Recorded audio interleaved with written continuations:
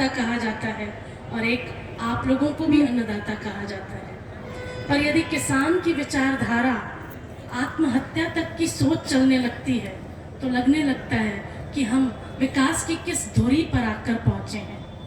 जिस तरह बीज यदि अच्छा ना हो तो हम अच्छी फसल की कल्पना भी नहीं कर सकते।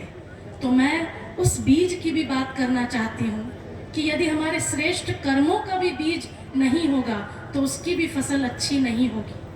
कई बार हम जाने अनजाने ऐसे कर्म करते हैं जिसका प्रतिफल हम भोगते समय अनुमान भी नहीं लगा पाते कि हम ये क्या कर रहे हैं।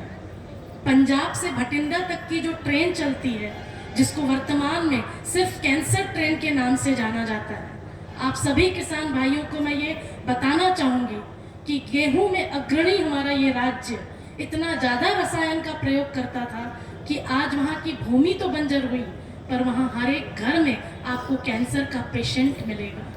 हम उत्पादन तो करें पर स्वस्थ उत्पादन करें। जैविक खेती की बात सरकार द्वारा हो रही है और कंधे से कंधा मिलाकर ब्रह्मा कुमारीज द्वारा लखनऊ से लेकर कई यूनिवर्सिटी में शाश्वत यौगिक खेती के बारे में भी बातचीत चल रही है, जिसमें कई रिसर्च किए गए और कई किसानों के अनुभव थे कि जीरो लागत में, अगर ये कहूँ तो कोई अतिशयोक्ति नहीं, क्योंकि पूरे विचारों के आधार पर खेती की जाती है। यदि मेरे श्रेष्ठ विचार हैं तो सबसे ज़्यादा प्रकंपन प्रकृति रिसीव करती है।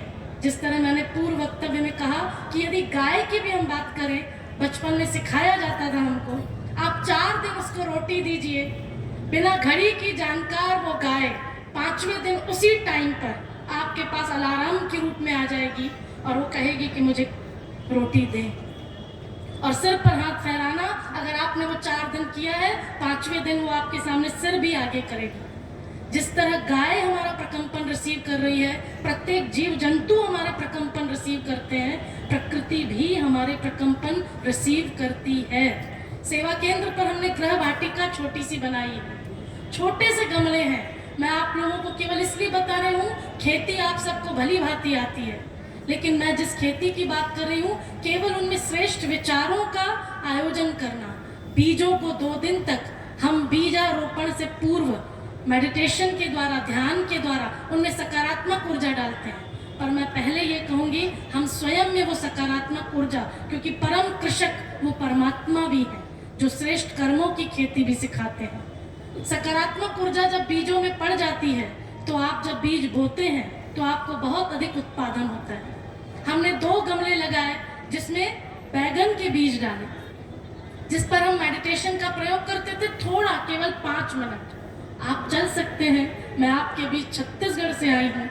हमारे छोटे से उस प्रयोग ने बहनों का उमंग उत्साह बढ़ा दिया, क्योंकि ग्राम विकास प्रभाग, ब्रह्मा कुमारी इसका एक प्रभाग जिसमें सभी किसान वर्ग लगे हुए हैं, अधिकारी वर्ग लगे हैं। और मुझे ये बताते हुए बेहद खुशी हो रही है कि सबसे ज़्यादा प्रयोग यूपी में किए जाते हैं और यूपी की यूनिवर्सिटी ने हम सबको बहुत सहयोग दिया है। एक बार यूपी के लिए भी जोरदार ताली बजाएंगे।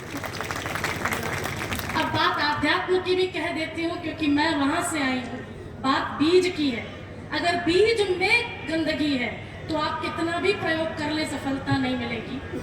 मनुष्य सागर के पास गया, सागर को कहा, सागर तुम कितने विशाल हो, लेकिन तुम्हारा जल खारा ना होता तो कितना अच्छा होता, क्योंकि कमी देखने की हम सबकी आदत पड़ चुकी है। और आगे गया तो कोयल को देखा, कोयल तुम कितना मीठा गाती हो, लेकिन तुम काली ना होती तो कितना अच्छा होता। और आगे गया तो नीम के पेड़ को देखकर कहा, नीम तुम्हारा हर एक तत्व औषधि वाला है, लेकिन तुम कड़वे न होते तो कितना अच्छा होता। और आगे गया तो प्रकृति ने कहा, भूमि, गगन, जल, वायु, अग्नि, प्रकृति ने कहा, हे मनुष्य तुम कितने अच्छे हो, लेकिन तुम कमी न देखते तो कितना अच्छा हो जाता।